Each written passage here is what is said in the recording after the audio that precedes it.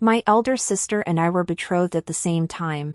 She chose the general's mansion, while I married a poor scholar. Little did we know that on the very day she entered the general's household, the young general was ordered to battle and perished on the battlefield. Meanwhile, the poor scholar achieved the triple top honors in the imperial examinations. His future limitless. My elder sister endured 2 years in the general's household before wailing to return home.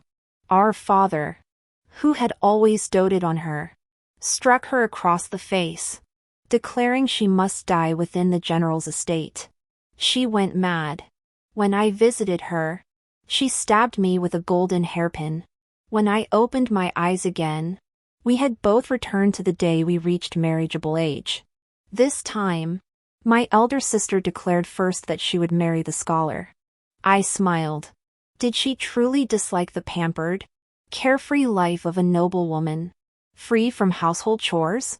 When she snatched the scholar's family token, I knew she too had been reborn. In our past life, she had taken the general's jade pendant without hesitation, tossing the scholar's family's sachets to me. Sister, I mean no offense, but though the second son of the general's household isn't the eldest, he is still of legitimate birth. If you marry him, you'll likely find no happiness. This scholar is a far better match for you. Yet in this life, she remained haughty. Guiwan, the Xia household is impoverished. Your elder sister has always cherished you, so I've relinquished this advantageous marriage to the general's household for you. The legitimate mother dropped her teacup in shock. Guiyu! Sister clutched the sachets tightly in her hands, leaning close to the legitimate mother and whispering a few words. The legitimate mother's expression shifted from gloom to brightness, though her gaze remained grave. Guiyu, have you thought this through? What if something goes wrong? What if something goes wrong? I still have mother, don't I? The legitimate sister rested her head on the legitimate mother's shoulder, speaking in a spoiled tone. The stepmother pondered for a moment before finally gritting her teeth. Very well. I shall grant your wish. Thus, my marriage to the eldest sister was sealed. Yet when preparing the dowry, the stepmother cited the general's mansion's wealth and the Xia family's poverty as reasons to further reduce my already meager dowry, adding it to the eldest sister's share. I didn't mind, because they were right. The general's household was wealthy, while the Xia family, who knew if my elder sister's lavish wedding procession could ever satisfy the Xia family's insatiable greed. It had been the same in my past life. My stepmother placed the tokens of betrothal from both families before me and my elder sister, letting us choose. But I knew I had no choice at all. My elder sister took the jade pendant and tossed the sachets to me. She entered the general's residence with her lavish wedding trousseau, while I was carried in a humble sedan chair to marry Xia Yayan. Our destinies, like our birth, were meant to be starkly different. She, the exalted noble lady, I, the insignificant wife of a minor official. Yet on the very day my elder sister entered the general's residence, Huyao received an urgent military order to join his father and brothers on campaign. Every male member of their household perished on the battlefield. 3 months after her wedding, my elder sister became a widow. She wailed and raged for days, threatening suicide until she could return home. Her mother-in-law, heartbroken, promised that if she observed 3 years of mourning for Huyao, she would find a way to send her back. But even I knew this was impossible. The Hu family was renowned for its loyalty and valor. If my father dared let my elder sister return home, wouldn't his colleagues mock him behind his back? Moreover, my eldest brother had entered the imperial court last year to serve as an official, a time of critical importance. No matter how much he cherished his elder sister, she could never take precedence over his son. My elder sister endured another 2 years in the general's residence, attempting suicide countless times during that period. The final time, the Grand Dowager of the general's mansion sent word for father and mother to come. Pointing at my elder sister, she declared, "Take Xinguoyu back. Why waste her prime years here? Father knelt in terror, begging forgiveness. For the Grand Dowager was not only the matriarch of the general's mansion, but also the emperor's own aunt, the esteemed Grand Princess Zhaohua. Back in her room, father raised his hand and struck her across the face, snarling, "Jing Guiyu, you shall die only within the general's residence." She refused to accept this, especially after hearing from father that my husband, Xia Yan, had been personally appointed as doctor of the Imperial Academy, his future limitless. She wished to see me. My mother personally came to request my presence to console her, leaving me no choice but to go. Upon entering the general's residence, I first met the old matriarch. She grasped my hand and sighed. "Please reason with your sister." I intended to allow her return home. "But your father." The old matriarch patted my hand and used a veiled expression, excessively cautious. As I made my way to my elder sister's quarters, I pondered, how could she possibly be dissatisfied? The old matriarch held such high standing and authority, embodying kindness and magnanimity. If the elders of the Xie family were truly so easy to deal with, I'd be smiling in my sleep. Little did I know, my elder sister had been reliving the day we selected our matches together, day after day, until she had descended into madness. She was the legitimate daughter. She should be the one treated like gold and jade, the one granted an imperial decree. Driven by resentment, my elder sister killed me with a golden hairpin and then took her own life. So when she discovered she had been reborn, she rushed to seize the Xie family's marriage proposal. Well, that's settled. No need for dreams now, a life of pampered leisure is mine. The 3rd day of the 9th month was the day the 2 young ladies of the Jing household were to be married off. Originally, this auspicious date was chosen by my legitimate mother for my legitimate sister. But to ensure I married before General Huiyao departed for war, my legitimate sister pestered her mother relentlessly until she finally agreed to our simultaneous weddings. Amidst the fanfare and music, I was carried into the general's residence. Before I could kneel before my parents, a clatter of hoofs echoed through the vermilion gates. The maids moved with orderly efficiency, guided by a gentle voice, escorting me into the bridal chamber. After a moment of quiet waiting, a pair of black short boots came to a halt before me. "Gui Wan, an urgent military order has arrived. I must depart immediately." The fan was lifted, revealing a young man in armor. His face flushed with embarrassment as he gazed at me with regret. "I'm sorry for the hardship." I froze. Huiyao, he was truly handsome. "My husband!" I tossed aside the fan, dismissed the attendants, and retrieved a protective charm from the chest. "My lord, last night I dreamt of your wedding day, when you were summoned to Yanbei. The military inspector, greedy for glory, ordered you and my uncle to pursue the enemy. You fell into an ambush, suffered grave wounds, and were cut off by snowstorms and depleted supplies." Shock in Huiyao's eyes deepened into solemnity. Military affairs in Yanbei are state secrets, knowledge beyond a maiden's reach. Gritting my teeth, I presented the amulet with both hands. "My lord, raised in seclusion, I know nothing of warfare. I thought this was merely a nightmare. Yet today, I implore you to heed this warning. Proceed with utmost caution. I shall await your triumphant return in the manor." Huiyao remained silent. The amulet lay in my palm, trembling softly with the quivering of my hand.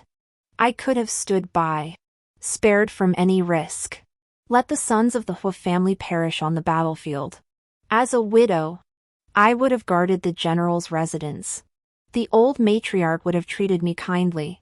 My father and stepmother would have respected me, and even His Majesty might have bestowed an imperial decree upon me. The seclusion of a deep chamber? To me, it would have been a blessing. But I grew up hearing tales of the Hu family's army. My maternal grandfather, trading along the frontier in his youth, was saved from the southern barbarians by the old General Hua.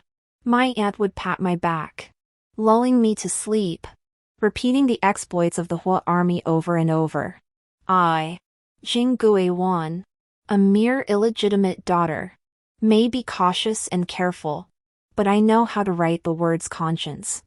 I could not bear to see the old matriarch, who had entrusted her younger sister and brother-in-law to add 2 dowry palanquins for me, turn white-haired overnight. Nor could I bear to step down from the palanquin and hear my second aunt's childish voice warning me to watch out for the orphan child at my feet. And I could not bear to see tens of thousands of soldiers lose their lives. After a long silence, a large, bony hand took the amulet from mine. Thank you. While Hui Yao was at war, I was far from idle. My maternal family's business spanned the land, with several trading houses in Xinjiang. Holding the token my aunt had left me, I went to the branch closest to the general's residence. I left word, requesting my maternal grandfather send a trusted steward to meet me. I expected a wait, but the very next day, a young woman arrived at my door.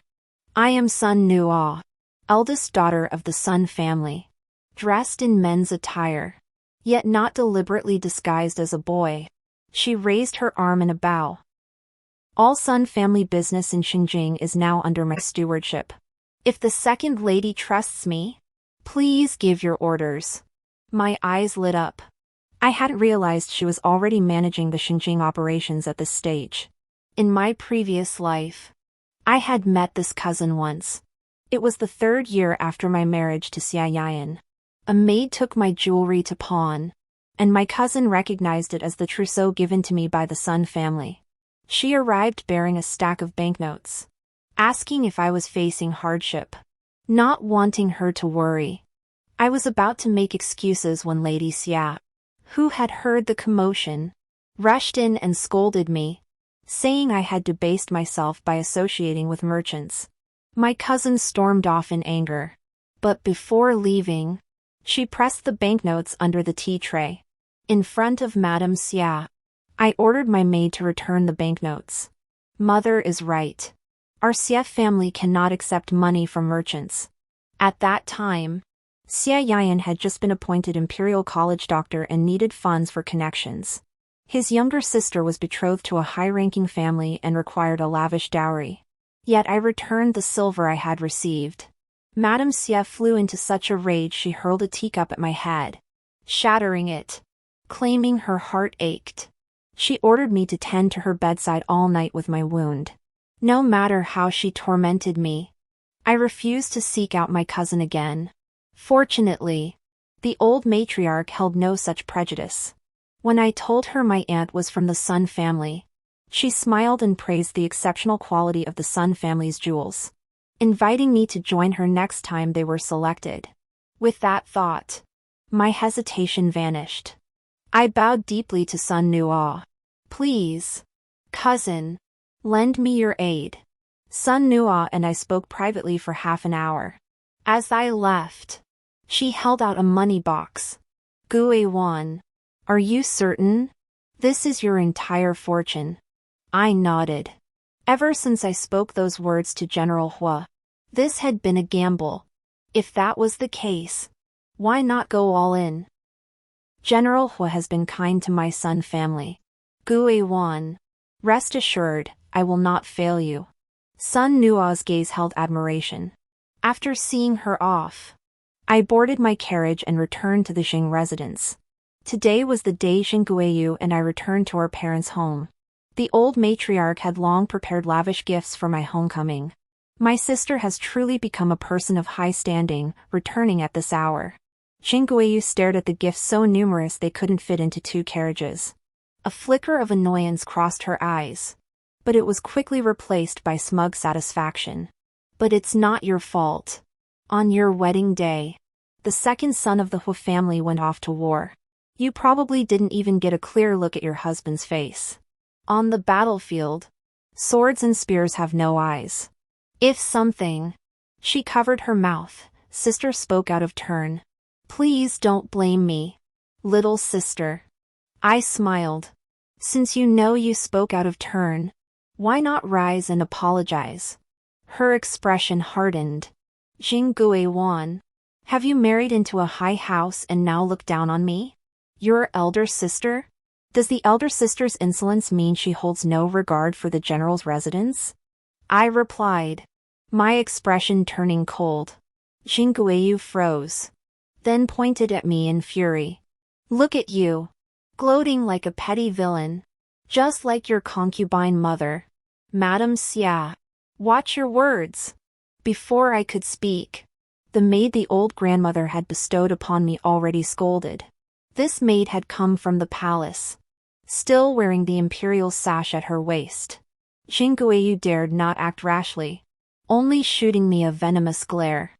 We sat quietly, sipping tea, until father entered the flower hall with Xia Yan.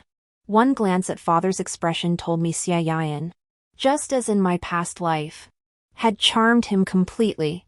A man who achieved top honors in all 3 imperial examinations, how could he be all show? Jingui grew smug once more, feigning sisterly affection.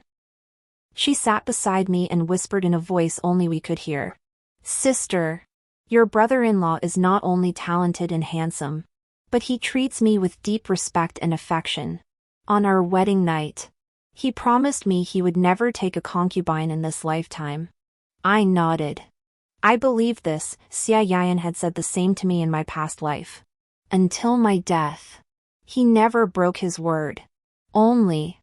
I glanced at Jingui, unwilling to reveal the answer to her prematurely. This time, the choice was hers, wasn't it?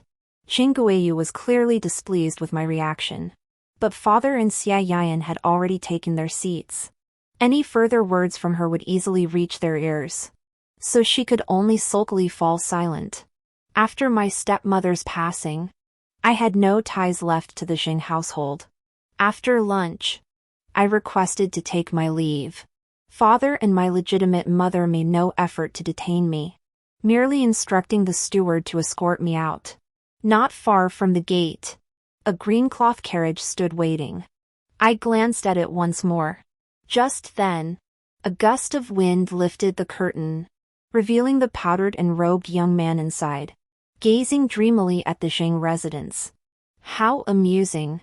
I smiled, then turned and climbed into the general's carriage. For the next 2 months, aside from meeting with Sun Nua to discuss affairs, I remained at the general's residence to attend to the old grandmother. I actively sought her guidance in managing household affairs. My stepmother had never intended to marry me into a prestigious family, so beyond basic needlework and feminine virtues, she had never taught me stewardship. In my previous life, when I married into the Xia family, Lady Xia herself came from humble origins and could teach me little. The old matriarch was delighted by my request. Very well. Though you are not the eldest daughter-in-law, learning more will serve you well. She placed me alongside Hu Yufang, the younger sister of Hu Yao, for instruction. How to manage the household, audit accounts, navigate social circles, and win people's hearts. Hu Yufang scratched her head in frustration. But I treasured this opportunity. I not only learned but asked questions eagerly. When the old matriarch grew weary, my eldest sister-in-law voluntarily called me to assist her with affairs. Hu Yufang was deeply impressed. Through this, we grew familiar. In her spare time, she offered to teach me horseback riding. I was delighted to learn more, never expecting I possessed such natural talent with horses. After just 3 days of instruction, I could already trot independently. Hu Yao's fiery steed became uncharacteristically docile under my hands. Hu Yufang chuckled and remarked, "Second sister-in-law, you and second brother are truly a match made in heaven, even his horse adores you." After teasing me, she inquired, "Have you read the letter second brother wrote to you?" I shook my head. "I haven't received any letter." "Impossible." Hu Yufang pulled the reins sharply, dragging me back to the manor. Second brother's letter to me was full of instructions. telling me to look after you. How could he not write to you? You must have missed it when you went out this morning. Pushed by Hu Yufang into the bedroom. I did indeed find an unopened letter on the table. My dear wife. Returning late. Open with care. Hu Yufang read aloud the words on the envelope with playful laughter, dramatically shrugged her shoulders, and thrust the letter into my hands. Second brother is so sappy. Second sister-in-law.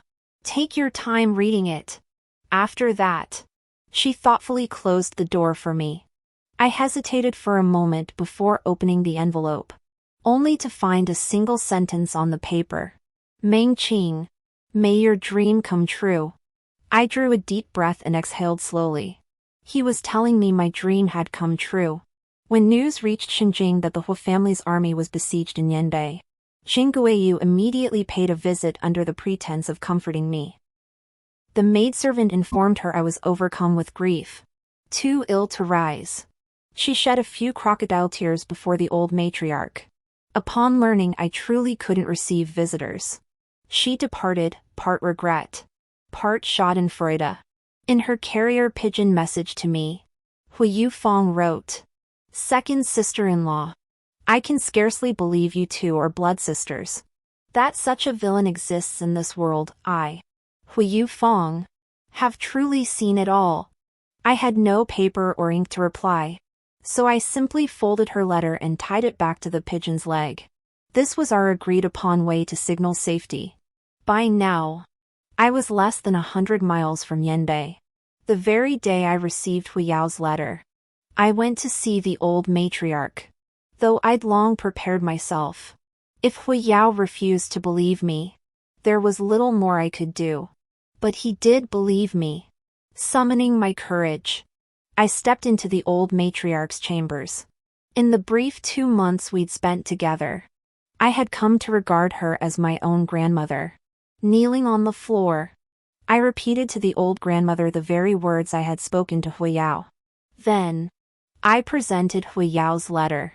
The old grandmother remained silent for a long time before finally saying to me, But if something were to happen to you on this journey, how could I ever face Erlang? How could I ever face your father? I smiled, clasping her icy hand. Grandmother, I go to share life and death with my husband. As for my father, he never cared about the life of his concubine's daughter. I turned my gaze to the window and spoke slowly. Grandmother, I am a secondary daughter. My mother passed away early, and both my father and his legitimate wife treated me as little more than an object. But since I'm married into this family, you have treated me well. Yufang has treated me well. My elder sister-in-law has treated me well. Even my nephew, when he goes out and finds delicious candied sugar, never forgets to bring me a piece. The old lady's eyes filled with tears. My child. These kindnesses, are they worth risking your life for? Tears welled up in my own eyes.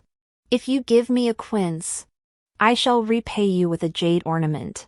Besides, my husband risked decapitation believing my absurd dream. If I back down now, how could I face him? How could I face the tens of thousands of soldiers? The old lady remained silent for a long while, then suddenly helped me up and seated me on the couch. Then, astonishingly, she gathered her robes and bowed to me. Grandmother.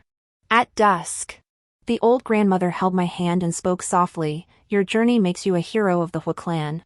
When you return safely, I shall personally petition for your title as county princess. No one will ever dare insult you again, not even your father's legitimate wife. Should Erlang mistreat you, I may arrange for your divorce. A noble title, not a consort's decree. This meant that even if Hu Yao and I were to divorce, it would still belong to me. Gui Wan. Go now. The old grandmother personally selected elite guards from her household troops to accompany me north. We blended into Sun's merchant caravan to avoid suspicion.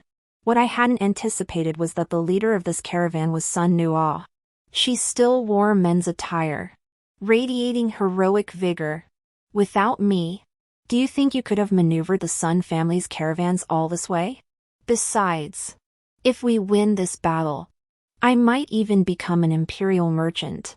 When that happens, General's wife, you'll have to put in a good word for me. We exchanged smiles. Very well. Journeying northward through fog, snow, and frost, the landscape stretched endlessly in silver. Along the way, Sun's caravans carrying supplies joined ours. By the time we reached Yanbiguan Pass, the convoy stretched endlessly, its beginning and end lost from view. The road grew increasingly treacherous. The final 100 li took us a full 4 days. Finally, the wheels sank deep into the heavy snow. Switch to sleds. Guards from the general's residence and the caravans relayed my order. The wagons we brought from Xinjiang had been modified underneath. With a simple disassembly, they transformed into sleds capable of gliding across the snow. Guards secured the sleds to horses. However, the sleds' capacity and quantity fell far short of the wagons. Transporting all provisions would require 7 or 8 trips. But for this final stretch, we had no choice but to transport the supplies bit by bit using this clumsy method.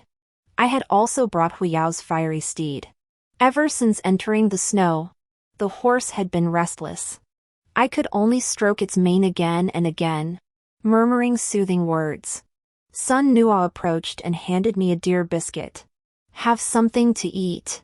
I thanked him and reached out to take it when a figure suddenly lunged at me.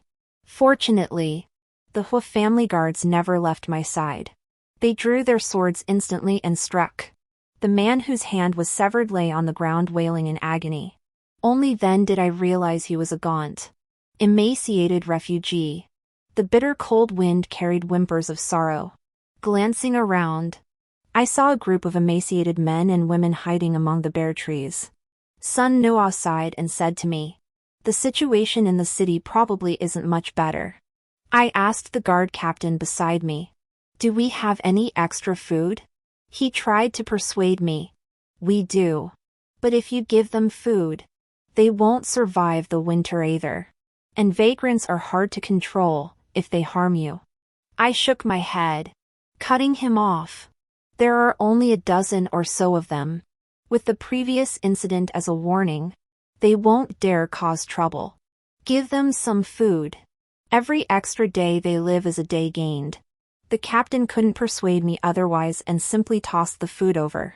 After all 30 sleds were loaded, I mounted Huiyao's horse.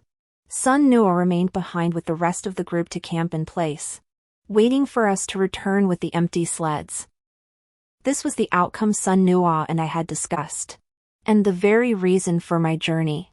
The Hua family father and son had departed for the campaign, taking their personal guards with them.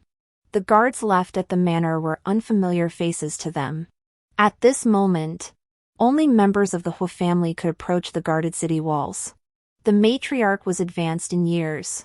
My elder sister-in-law had an infant to nurture, and Yufeng had yet to marry. Thus, I, the new bride, became the sole candidate. The final stretch of our journey took another hour. The vast expanse stretched endlessly before us. Even wrapped in the finest fox fur and shod in the warmest sheepskin boots, I still shivered uncontrollably in the bone-chilling wind. My delicate skin had long been chapped by the biting cold. My slender fingers swollen and reddened by frostbite. My arms and calves throbbed with stinging pain. Leaning over the horse's back, I repeated to myself over and over, "Jingui Wan. This is the final stretch. From now on, no one will ever dictate your life again. Because your mother was a merchant's daughter. Because you were born to a concubine. They looked down on you, treated you with contempt. The world has bound me with layer upon layer of shackles. I will break them, one by one." This conviction sustained my frail body. Step by step, I pressed forward through the blizzard. "Second lady!" The guard captain was both shocked and delighted. "We've arrived." I pulled back my hood and lifted my head.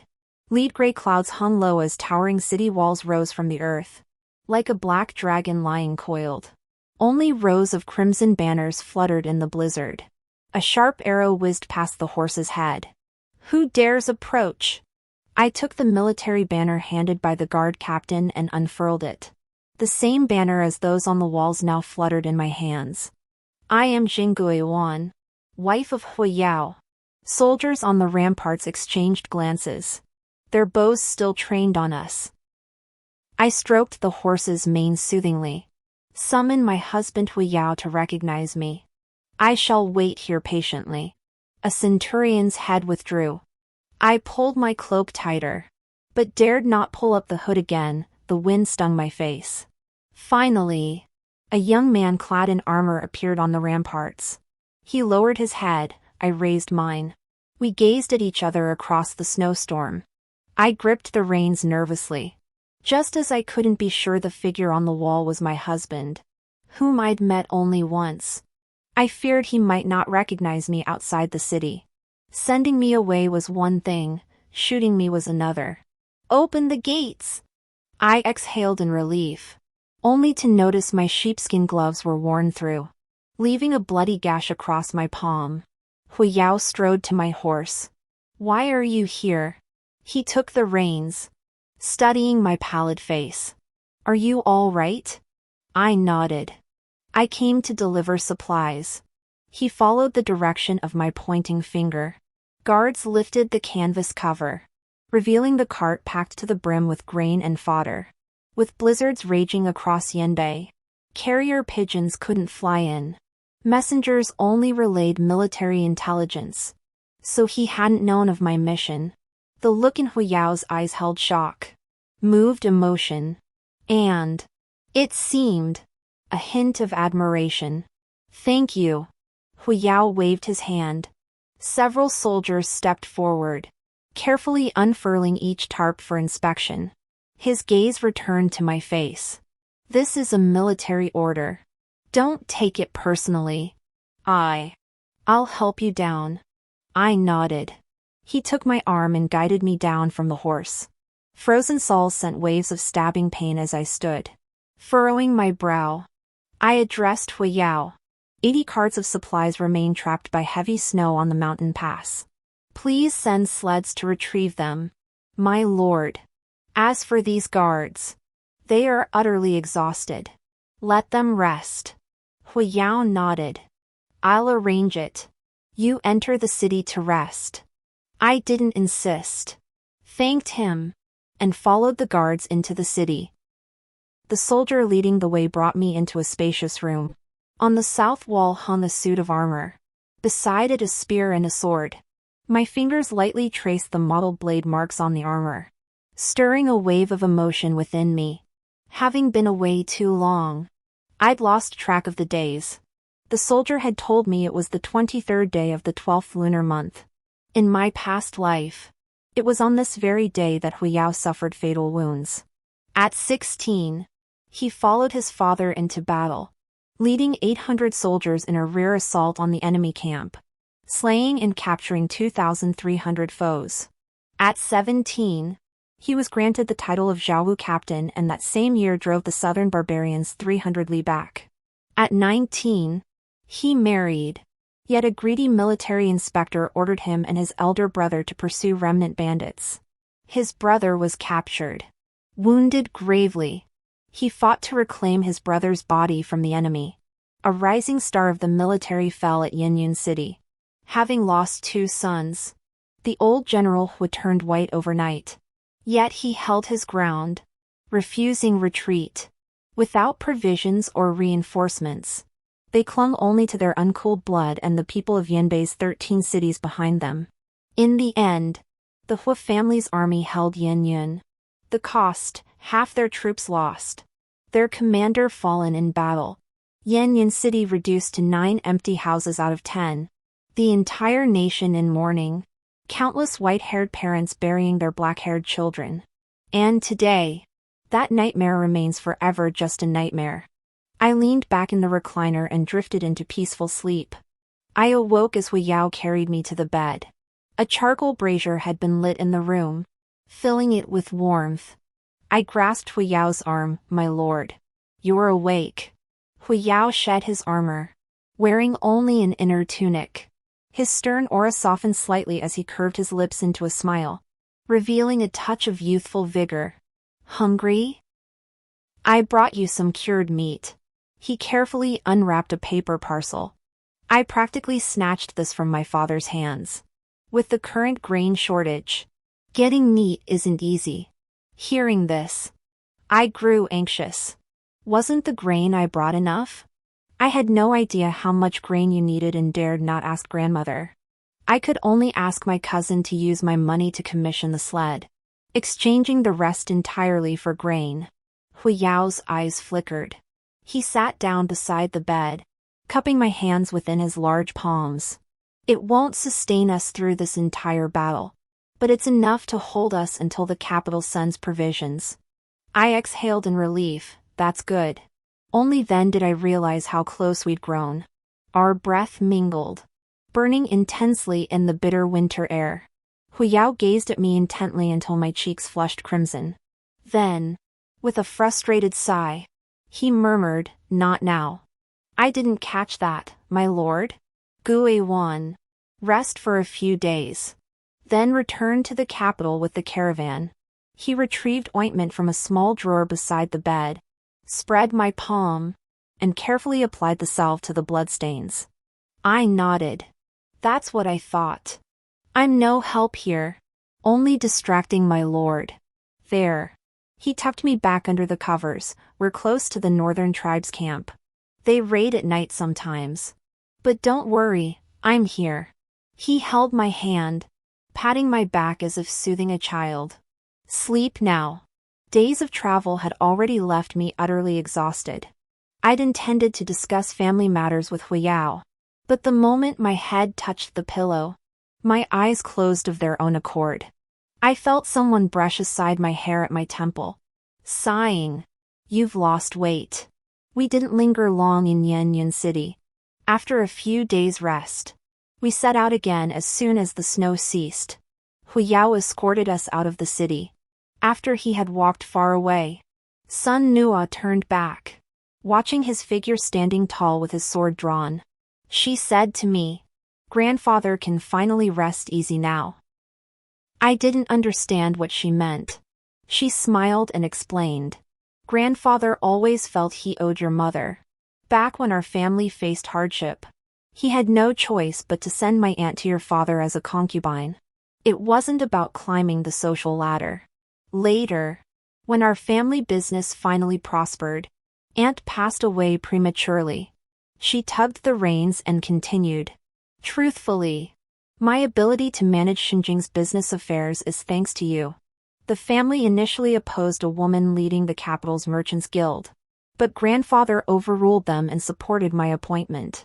His only request was that I look after you. Recalling my past life, I suddenly understood. Leaving the city today, Captain Hua actually addressed me as cousin alongside you. I knew then he would surely respect and cherish you. Sun Nua cracked her whip. "Let's go." After being away for so long, I wonder how my business fared. We came loaded with carts of supplies. The return journey felt much lighter. The farther south we went, the smoother the road became. What took a month on the way there took only 20 days back to Xinjing. The moment I returned to the manor, a maid came to report that my elder sister had come calling again. It seemed she wouldn't rest until she saw me. I changed my clothes and went to the flower hall to meet her. Jingguiyu didn't look as radiant as the last time I saw her. I calculated the time. She must have reached her breaking point. 4 months into their marriage, her husband, handsome, brilliant, and the top scholar of the provincial exams, burned the midnight oil night after night, never once setting foot in her chamber. They had yet to consummate their union. But Jingguiyu wouldn't pour out these sorrows to me. The moment I appeared, however, she regained her haughty demeanor. Scrutinizing my travel-weary pallor, she seemed to misinterpret something and declared triumphantly, "Gui Wan, I've heard all about the events in Yende. You needn't grieve so deeply. We are sisters after all. Once your brother-in-law attains high office, I shall ensure he looks after you. Is that so? I sat down and poured myself more tea. Thank you, sister. My retreat swept away Jingueyu's pent-up frustration of recent days. She continued. But don't even think about father bringing you home. The Hua family is full of loyal martyrs. Even if you die, you must die within the Hua household. She shook her head and sighed. It's a pity you're so young yet destined to waste away in this garden. The Hua family is wealthy. I lack neither food nor clothing. Life here isn't so bad. I tilted my head slightly, revealing the hairpin I'd deliberately worn, but sister, life in the Xia household is austere. The hairpins in your hair and the jewelry on your hands seem to be the same pieces from days past. Is there no money to buy new ones? Jingueyu's expression darkened. Her dowry was substantial. Even after supporting the Xia household, she shouldn't have run out of silver for jewelry just months after the wedding. But whenever she went shopping, her younger sister-in-law insisted on tagging along. Whatever jewelry she bought, her sister-in-law had to buy too. Not only did she buy them, but she also insisted on presenting them as gifts to their mother-in-law. If Jingueyu refused, her sister-in-law would run straight to Xia Yayan to complain. As a scholar, Xia Yayan valued his reputation and refused to spend his wife's dowry. He would scold his sister in front of her. Yet, moments later, he would look at her with eyes full of disappointment and helplessness. 4 days afterward, he wouldn't even step into her room, let alone show his face.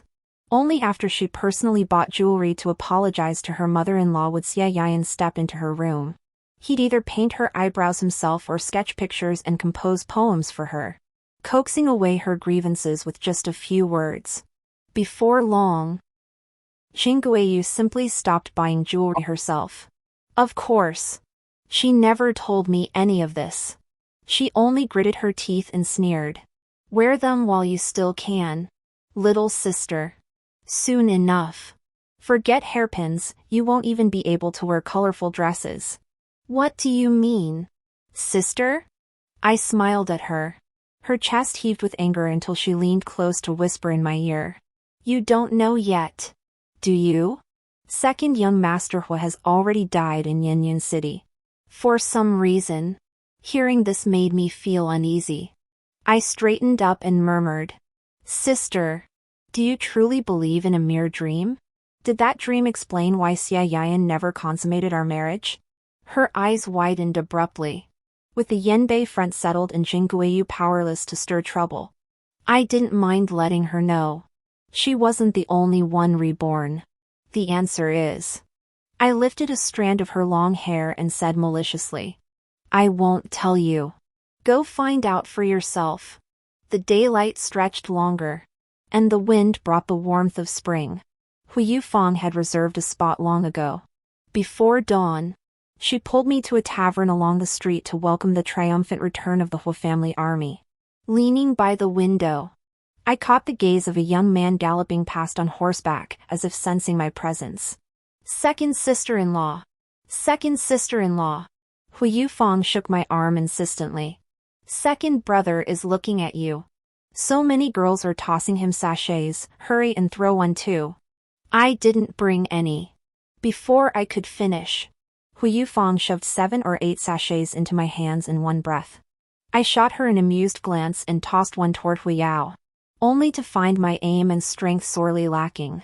As the sachet drifted toward the crowd, Hu Yao suddenly whipped his riding crop, snatching it back. He looked up, about to smile at me, when the eldest son of the Hu family smacked his arm with a fist. Second brother was showing off and got scolded by the eldest. Hu Yufang hooked her arm through mine, laughing so hard she was doubled over. After the troops passed, Hu Yufang and I returned to the mansion. Like a little sparrow, she chattered happily to the old grandmother and eldest sister-in-law about today's events. The old matriarch chuckled. And did you see your future husband today? I did. He was at the very end of the procession. Hu Yufang giggled.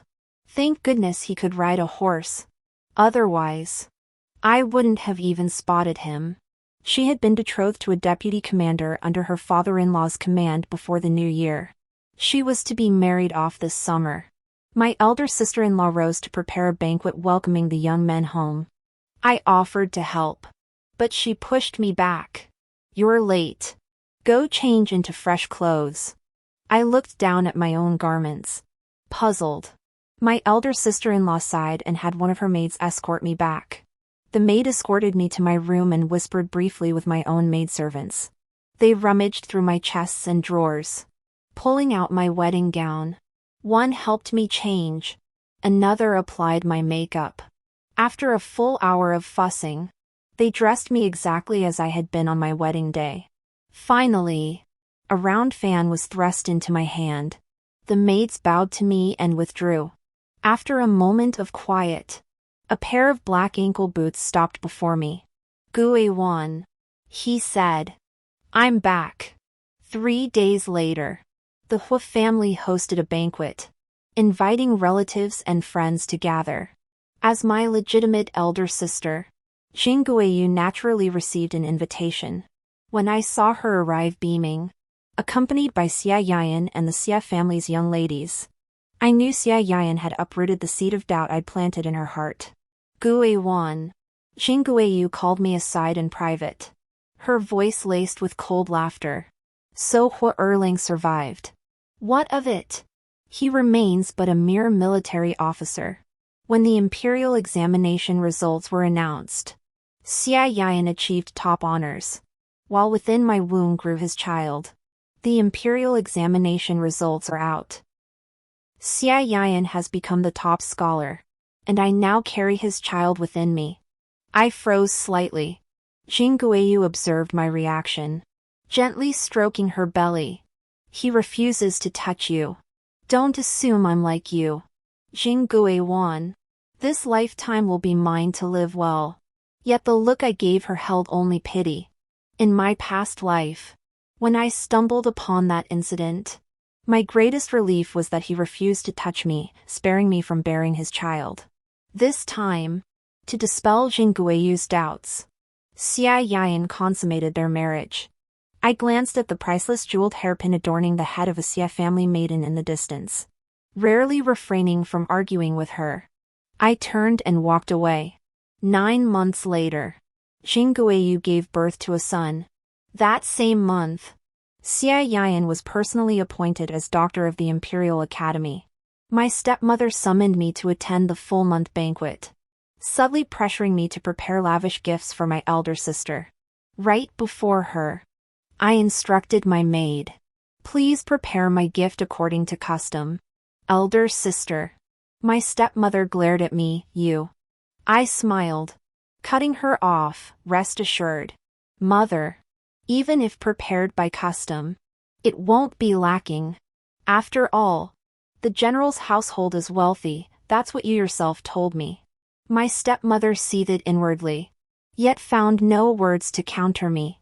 After all, when His Majesty bestowed rewards for merit, he not only appointed Sun Nua as imperial merchant but also granted me the title of county princess. This was secured by the old grandmother herself, who personally petitioned the palace on my behalf. My mother could scold her concubine-born daughter at will, but she could no longer be disrespectful to a county princess. I never imagined that man would cause a scene at the full moon banquet, right before my eyes and my mother's. Jingguiyu proudly flaunted her son to me. That powdered-faced Yilang had already barged into the inner chambers. Kneeling at the foot of the bed, the maids were in utter chaos. Jingguiyu snapped harshly. "Wang Chun! How dare you intrude into my bedroom? What do you think you're doing?" It was clear she had reached her limit with this cousin. Xia Yayan. In my past life, I too seethed with indignation. His mother and sister were one thing, but Wang Chun was merely a cousin. Why should I be burdened with supporting him?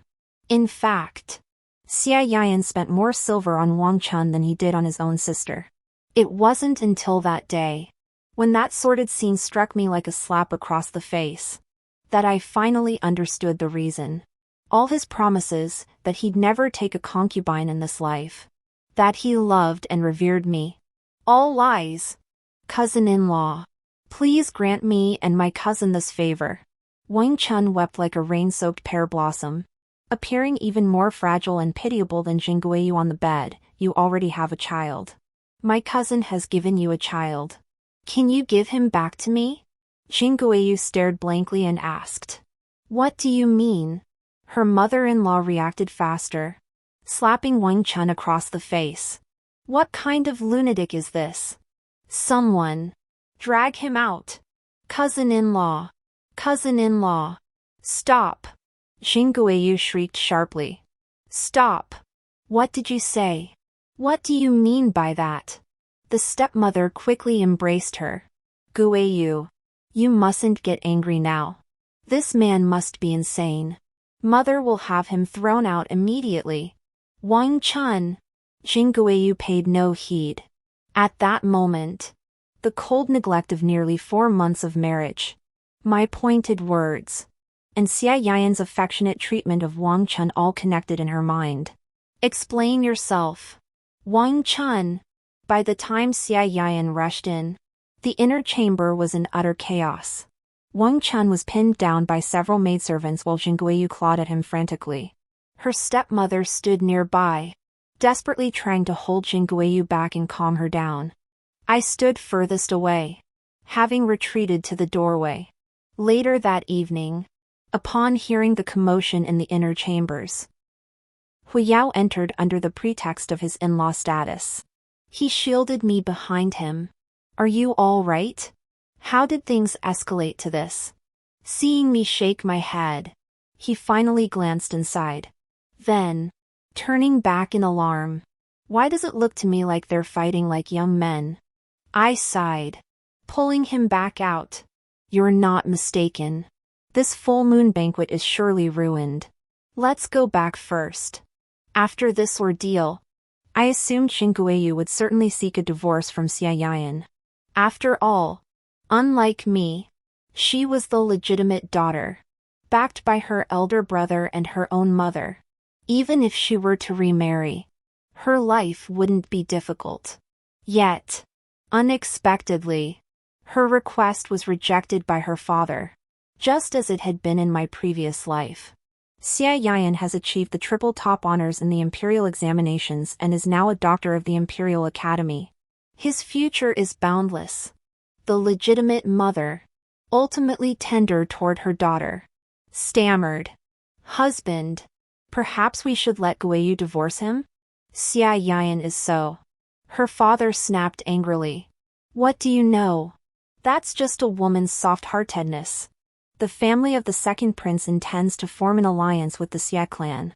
Xia Yan has caught the second prince's favor. If, even for the sake of our eldest son, we cannot divorce Xia Yan. At the mention of her son, the stepmother finally relented, turning instead to persuade Jingguiyu. My daughter, Xia Yan has promised to send that Wang Chun far away. You have already borne the Xia family's legitimate firstborn son. Who could possibly challenge your position? Jingguiyu trembled with rage. Mother! Xia Yan, don't you find him despicable? Shut your mouth. Father struck Jingguiyu across the face with a slap, just as he had done in her past life. Even if you die, you shall die within the Xia family. After speaking, father turned to me, who had been summoned home specifically. Guiwan. Persuade your sister. Tell her to be as sensible as you. Father and stepmother both left. Jingguiyu sat motionless for a long while. Suddenly, she laughed. Jingguiwan, do you think I'm ridiculous? I clearly made different choices. Why did I still end up here? I couldn't answer her question either. In my past life, I only discovered Xia Yan's affair with Wang Chun after he was appointed Imperial College doctor. I was luckier than Jingguiyu, yet also more unfortunate. Luckier because Xia Yan never touched me until my death. Unfortunate because after discovering the truth, I had no one to confide in. Jingguiyu at least had her stepmother plotting on her behalf. But my aunt died young. I had little connection with my maternal family, and the Xia clan was a den of wolves and tigers. My mother-in-law showed no kindness, and my sister-in-law sought only to extract money from me.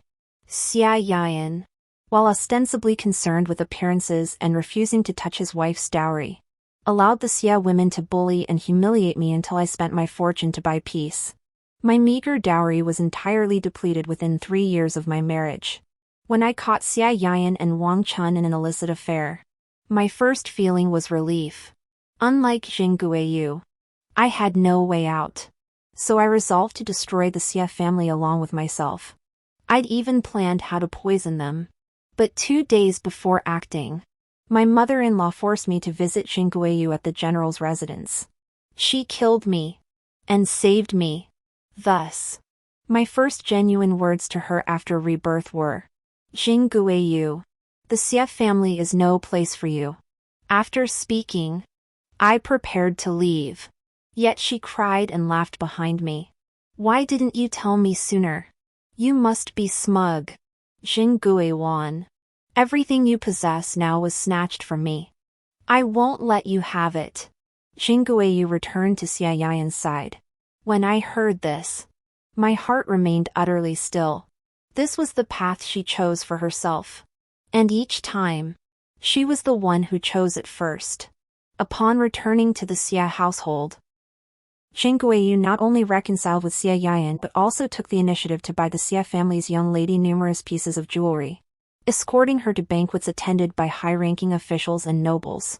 Soon after, Xia Shenu became betrothed to the younger brother of the second prince's wife. Who knows what Jing Guiyu whispered to her father? She withdrew a substantial sum of silver from the Jing household, used it to furnish Xia Shenu with a lavish dowry, and joyfully saw her off on her wedding day. Shortly thereafter, Xia Yan was promoted to Imperial College doctor, leaping 3 ranks at once. Now Jing Guiyu became the darling of aristocratic ladies. Though doctor of the Imperial College wasn't a high-ranking position, given Xia Yan's age, it truly marked him as a prodigious talent. Jing Guiyu grew so arrogant she even demanded I serve her tea in front of the crown princess. The crown princess coldly tossed down the teacup. "What kind of lady are you to presume such audacity, demanding my cousin serve you tea?" Jing Guiyu turned ashen with fright. Only then did she recall that the crown prince's birth mother was the late Lady Hua, the former Empress Zarin. Jing Guiyu immediately knelt to beg forgiveness. But the crown princess consort, already harboring resentment toward the second prince's faction, seized the opportunity to vent her anger. She punished Jing Guiyu by making her kneel in the garden, teacup in hand. For a noble lady, this was undoubtedly a profound humiliation. Jing Guiyu knelt in the garden for half an hour before being helped back by a maid, her leg limp. Before leaving, her venomous gaze fixed on me. I asked if she had mistaken her target.